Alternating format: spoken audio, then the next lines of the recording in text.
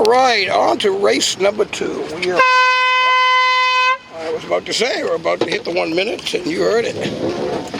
All right, so the breeze, I moved the weather mark slightly to the left. I didn't go all the way over because I just feel like it's going to oscillate back.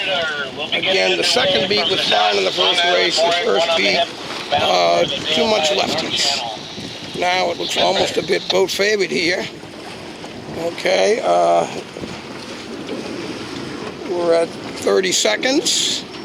Okay, nice little pivot drill down, right, and then pivot back up. I'm talking to the yellow boat Julie. That's a nice way to waste some time. You don't want to get to the pin too soon. 20 seconds. Aha, now life changes, right? You really want to be full speed at go. If you can be full speed at 10, even better. So we're at 10 seconds. Okay. Okay. Oh, they're going to be over. Okay. 69. And clear, right? Clear! All clear! Okay. Nice little dip down for Pauline. She didn't really lose that much there. But we have to give the Christians a nice job in that start. Okay. It didn't end up being boat favored, and it being beautifully square. If it's square, it's really tough to tack the port and cross the fleet, right? Starboard tack has the advantage. Okay, so Pauline, yeah. Want some water? In a second, yeah, thanks. It is hot out here. I'm definitely going to need some water. Anyway, Pauline tacks, the Christians tack to cover, because it's also the buoys are more to the right. Now, I'm sure the Christians over there are going to be watching their over their shoulder to see what happens to the boats that are digging in further. I believe those boats should tack to port and follow the Christians. But if it all of a sudden looks very juicy over there, the Christians may tack back to cover. Oh, there's a header right there in 67. Do they tack there? Ooh, they might have wanted to tack. All right. And we'll see. It was a little velocity header more than anything else. Thing is, oh, don't squeeze it now. On the 67 horse, great. All right, yeah, these boats should have tacked by now. The yellow boat over there, 62. Let's flip it around. 51, you're going to be off the race course. 51's going, but if 52 is a stop attack boat, you can't just tack in front of them. So 51, to me, seemed like they forced 62 around there. Now, granted, they should have come around because the buoy's to the right. Turn the boat and go right. All right. Christians have a nice breeze up there. Pauline's falling off the breeze. Okay, maybe under the blanket of the buildings a bit. I know the buildings are still fairly far away, but there's a low for 69. I wonder if 54 is about to receive the same. If 67 gets a low, they might just consider taking one more hitch to cover the boats on their left. Because right now, when we look at threat, I believe there may be more threat to the left than to the right, so they might protect to the left. Okay. I like it, though, because the course was square. The boats that are way over there to the left, well, they got there by sailing on starboard tack for so long. 71's now in breeze. 52's in breeze. This is what I was talking about. The Christians may want to take a hitch over to port and keep these guys in their back pocket so they're in the same wind velocity. So they missed that opportunity, and now they're so close to the mark, they're probably just going to go for it. And let's not be shocked if 71, 52 come charging in and close out that gap. Okay, when you're in the lead, decrease lateral separation when leading, stay between the fleet and the mark. So the opening was given to the left, and the people on the left took it. I do believe there's just got to be one baby puff. Just as they get to the mark there, I can see it in front of the Christians. So they'll be tacking on to starboard. I wonder if 71's going to make it through. It's going to be quite tight. All right, here it comes. Oh, they haven't tacked yet. The longer they wait to tack, the more we know that 71 has the advantage. Okay. Imagine if they hadn't sailed off the race course because they're reaching in. All right, they would have still been able to be in that dark water, but would have even a bigger lead. All right, so enough of a lefty where the Christians couldn't tack yet. Are they pinned now from tacking? I cannot tell. There's a yellow boat pinning on them from tacking to starboard. Well, all I know is it looks like Fun City up there. But for this race, I'm going to stay back here, catch the gate, and I'll come up for the second beat, and we'll get close and personal on the second beat. Irene is in the lead. Coming in off that big lefty. It was more the pressure over there. They didn't have to go so far left. Nice job grabbing their laundry. That looks like a pretty a nice dowsing. Okay. 51's waited long enough. It's time for that to come down. Catherine, go for it. Look at that. Just loosen that guy a little bit more. Okay. Get the first 1/3 down slowly, then really fast for the bottom 2/3.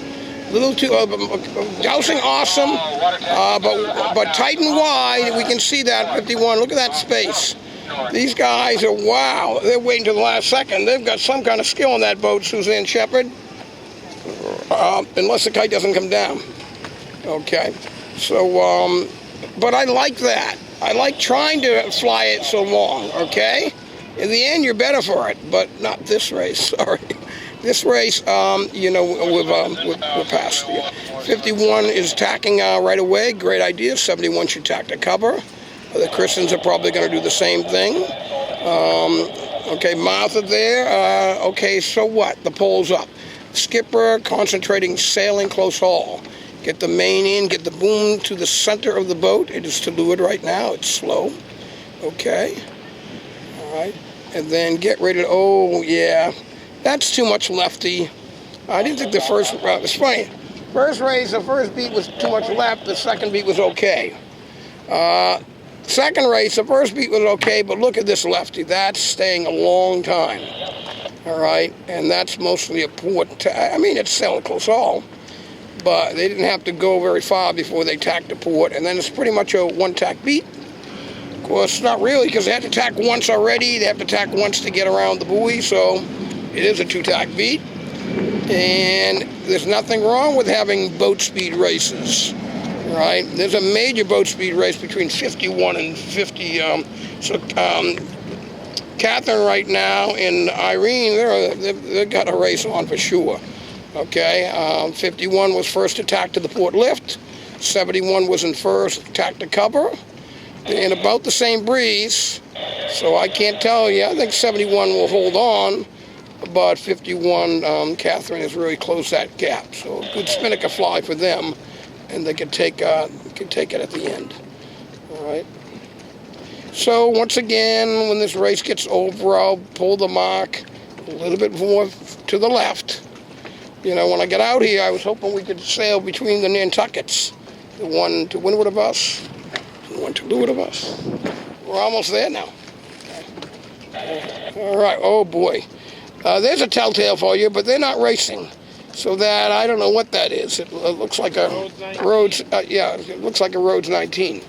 And they're going slow. So 51's in it now. We know that the wind dies of velocity ahead. Why did the wind die? Well, we're up near the buildings. Why is the course not longer? Because I didn't want to put the weather marks even closer to those buildings. I also have to leave a lane for people to, boating traffic to get behind us. We can't take over the whole thing. All right, so anyway, and that's why it's twice around. And there's a breeze dies and squares out a little bit. All right, it doesn't look so unfavored. Unfavored right, favored left. All right, not so far left they have any trouble getting to the offset. That's always a good thing. Great. And the 51 closes in. Catherine closes in on Irene a little bit there. The Christians, I think, they rounded actually fourth, or maybe fifth. But they tacked the port, they're sailing the boat well, and it looks like they will be rounding third. They had a third the first race. You know, anytime you can beat a third of the fleet, that's all right. You know, that's pretty good. So, you know, if you do that every race, you probably do better than third for the day. All right, that's a pretty good goal. Trying to win every race is tough because then you feel like you have to win every start, and then boo-boos happen. All right, breeze is on, and that breeze has swung a bit right. If you look at 52, that is a much better angle on starboard than they've had in a bit. Still not going to fetch the mark. Don't squeeze it. That won't get you there. Oh, I can see. I hope they're yes, they're attacking. Thank you. I thought they were pinching, and they were just sliding it to attack. Okay. All right, and here comes the 50 horse, starting to move pretty good there. There is no 50, so it's some other number from this distance. I didn't get in my boat quick enough, so I missed driving up to the weather mark the second time around. All right, we got quite the battle here for first. Catherine's trying to take the air of Irene. She's got to be careful, though. Come down. You got enough breeze to come down a bit. White boat's not coming down towards the finish line. They got to hope the breeze stays the entire rest of the leg. If they're not going to come down on the puff. If they come down and the puff stays the whole time, okay. What if it's puff low, and they don't come down on the puff? They can't come down on the low. So I think the white boat missed an opportunity to drive over the top of the green boat. Meanwhile, while I'm busy talking about those two, look at the Kristens go. They're the boat that went down on the puff. They're the only boat to really do it right here. And I think they've already moved into first place. Okay. 51 can no longer come down. That's a low. You can't come down. You could try jibing. But the distance sail, oh, boy. This is the finish, right? Yeah, this is the finish. And the Kristens look like going to win easily. Okay. Why can I say that? Because dark water to their side, which is good for the second beat because now it's square. Oh, great. When the legs are short like this and the breeze oscillates, you know, it's tough. Tough to keep it a square course unless it's longer. But here we go. I'm not sure Matt remembers how much I can talk. Yeah, okay. All that, the camera's on when he says F. All right, I didn't hear anything, and we know how to edit out. So here we go. All right, the boat's further to our right, where the breeze was right, end up taking care of business. So it's 67. The Kristens, crushing their downwind from third to first. 71 going from first to second. 51 going from second to third. Okay, up on the low, down on the pop. Even if there's no boats around you like 52 here, come down on the pop. The spinnaker will fly better. You have more fun. You get to the finish line quicker, even though it's not being timed. And it sets you up for other times when you're beside other boats. And you've got that pattern of doing it right. Feel the wind. If you've got pressure, bring it down to leeward, down closer to downwind. That's where the gates are. That's where the finish line is. So careful there. 58. Okay, blue boat. They sort of came down, but they didn't bring their spinnaker around. So the spinnaker was being blanketed by the main. 62 can come down a bit. I'm not sure 58 can come down anymore now. The breeze is not really with them. When the low, like the boat behind the white boat, right? They can't sail lower than that. Look at that kite.